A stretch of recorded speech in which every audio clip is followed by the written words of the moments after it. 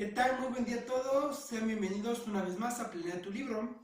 Y el día de hoy vamos a terminar con el tema de improvisación, la tercera parte, y hoy vamos a ver cómo usarla al trabajar en equipo. Esto es tanto si ustedes están creando una historia, vamos a decir, como coautores, si están en una presentación, ya sea de teatro, en una exhibición de rap o cualquier otra situación. Bueno, todos son datos que deben de considerar para que el trabajo en equipo se complemente de una mejor manera.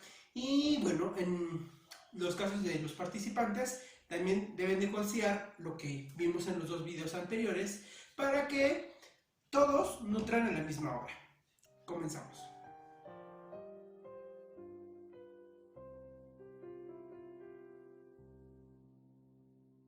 Muy bien, para empezar, como siempre, les recuerdo que si este video les es de ayuda y consideran que a alguien les puede servir, suscríbanse, darle like y compártanlo. Y también revisen todas mis redes sociales donde tengo otros programas. En Walmart Dibujo y Relato Psicológico, que lo encontrarán en la descripción. Encontrarán mi serie Letranía versus Vehemencia, donde con mi buen amigo Jesús M. Apolinar debatimos algunos temas y técnicas polémicas en la creación de contenido. También la segunda temporada la encontrarán en su página Jesús M. Apolinar, en Facebook, y también encontrarán el Facebook de Planea tu Libro, donde pueden dejarme sus dudas, sus preguntas, al igual que en los comentarios, y yo las estaré respondiendo y tomando como referencia para futuros videos. También, si quieren ver algunos dibujos que yo mismo he hecho, lo pueden encontrar en mi Instagram, Demencia de Lobo. Ahora vamos a comenzar con el tema de improvisación en trabajo en equipo. El primer punto que voy a manejar es la interacción entre los participantes. Esta interacción debe de mantener una escucha activa. ¿A qué me refiero? Lo que hagas tiene que ver con lo que digan o cómo reaccionen los demás personajes. Tienes que estar pensando, haciendo, hablando, escuchando constantemente, dando tiempos para que los demás también participen, pero al mismo tiempo que otro está participando, tú estás reaccionando a eso como si fuera real. Por ejemplo, si él dice algo que a tu personaje o a tu lugar en esa interpretación te desagrada, lo natural es que hagas una cara de desagrado. O si te agrada, al contrario, te alegres. Por tanto, eso es la escucha activa. El hecho de que estés realizando diferentes acciones que complementen lo que otros están haciendo. Y al mismo tiempo exalte sus ideas. No solamente tiene que ser congruente a lo que ellos dicen o ellos hacen, sino que también los tienes que apoyar. Las ideas que ellos generen, lo que ellos propongan, si meten algún evento de una profecía o de un reclamo o de un antecedente en la obra, hacer énfasis en ellas. ¿Por qué? Si tú no haces énfasis en ellas, la línea va a terminar en que las vas a opacar. Entonces el trabajo que están haciendo tus compañeros termina perdiéndose, pareciendo una de dos: o algo innecesario y artificial, o se va a notar que lo estás opacando y se va a ver que no hay esa unidad en el equipo. Por ello es importante que las retomen, las exaltes o incluso las vayas modificando, y a partir de esas ideas de los demás vayas creando la tuya propia y bueno, se conjunten en una obra completa. Ahora, hay un punto muy importante en la improvisación que vas a oír, y es el no negar o no decir que no, varía como lo digan. Pero hay un detalle importante, por el cual yo lo llamo simplemente negación, o sea, lo importante en cuanto a la negación. No todo lo que te digan lo vas a hacer. No todo lo que te digan tampoco lo vas a impedir. ¿Cómo debes de manejar esto? Aquello que hayan presentado en la obra tus compañeros se toma como real, como importante, pero puede modificarse el cómo ocurre. Vamos a decir esto: menciona que hiciste tal cosa. Dependiendo de los personajes, sería útil que si tu personaje es mentiroso, use una excusa en referencia a esa afirmación. Esto no significa que vayas a decir que eso no es real. Vas a usarlo y vas a transformarlo. De tal modo que, por ejemplo, te acusan de haber ido a un partido en lugar de haber ido a un compromiso con el trabajo, lo vas a usar justificando y diciendo que ibas a un negocio en el partido o que otros compañeros te obligaron a ir, cosas así. Es útil, puede suceder, pero sin dejar de ser algo que ocurrió en la historia. Simplemente puedes cambiar el cómo ocurrió.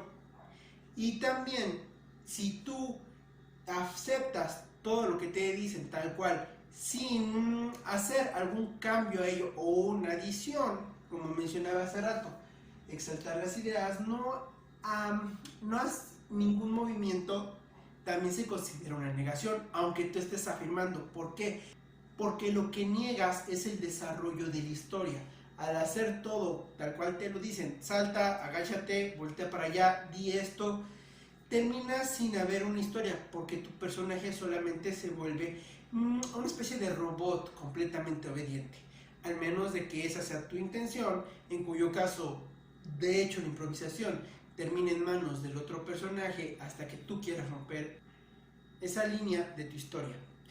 Ahora, lo que tienes que pensar, como decía hace rato, es aportar algo a la trama, al desarrollo, a los personajes, que son aportar tanto a las ideas ajenas como cuando mencioné exaltar las ideas de otros. Si te dicen que un personaje, podríamos decir, que sacó malas calificaciones y sus padres lo están regañando, podrías aportar ideas al justificar por qué sacó malas calificaciones, dando, por ejemplo, un trasfondo de que el personaje está enamorado de una mala influencia. Sería algo muy útil. Pero también debes aportar entradas. ¿Por qué? Porque necesita haber cierta modificación y el desarrollo de una historia tiene giros, tiene cambios. Si al momento de improvisar solamente das al otro personaje a lo que digan los demás, les vas a dificultar la situación. ¿Por qué? Porque terminan teniendo la responsabilidad de crear la obra por su cuenta.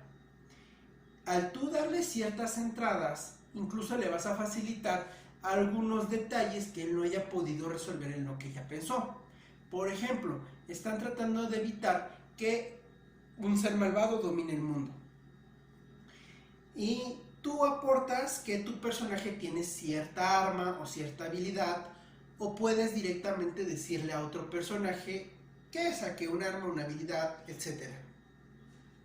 Cuando ellos ya en un momento no tenían resolución, porque de acuerdo a lo que habían dicho, no sabían cómo evitar que ese personaje dominara el mundo, o incluso si ellos le preguntaban por qué busca dominar el mundo, pero el otro integrante no puede responderlo, es donde puedes meter alguna idea que se te haya ocurrido, culpándolo de algún evento pasado, diciendo que lo conocías y que lo viste en la primaria, y así, digamos que uno a otro evitan esa carencia de ideas, ese bloqueo creativo, porque además de todo, como mencioné en el video pasado, cuando improvisas es porque tienes que hacer una obra continua, no una obra que se detenga y dejémosla cocinar unos días o meses en lo que dan más inspiración. No, en el caso de la improvisación es porque realmente ya la estás haciendo. Es un modo en el que ya no estás solo y no te quedas sin herramientas, porque bueno, varias mentes piensan mejor que una. Ahora vamos a otro punto, una construcción gradual. Cuando tú estás improvisando en grupo, hay ideas que le pertenecen a los demás. Tú en ese momento no las habías planeado. Tú en ese momento tal vez no imaginaste que va a haber otro personaje, que va a haber otra situación, y otro se va a imaginar una situación romántica, una de terror. Tengas más o menos datos previos. Como mencioné en el video anterior, maneja ciertos puntos clave, pero cómo se interpreten depende de cada persona. Por ejemplo, si yo te digo, piensa en una película de terror que se basa en un perro, va a haber quien tal vez imagine que el perro está tratando de escapar de un peligro, y otros van a pensar que el perro es el peligro. Otros podrían pensar que el perro simplemente está observando la historia que están pasando de riesgo otros personajes. Y la situación puede continuar de muchas maneras. Entonces, una improvisación se va construyendo gradualmente y este es un error que se suele cometer, el pensar que tus ideas no son lo suficientemente buenas porque le faltan más. De hecho, en eso hablamos en el video pasado cuando mencioné que todos los conocimientos que tengas son útiles. Cuando tú mencionas un pequeño detalle de la historia, es como si estuvieras juntando ladrillos, como mencioné hace rato. Usas una escucha activa, usas aportes de ideas y entonces cada una va formando una estructura. Si tú esperas formar una idea y esa construya todo, normalmente si lo consigues vas a hablar de una historia de plantilla y vas a impedir el trabajo de tus compañeros, además de que las ideas que ellos tengan las vas a bloquear por estar con una idea ya fija, ya preestablecida.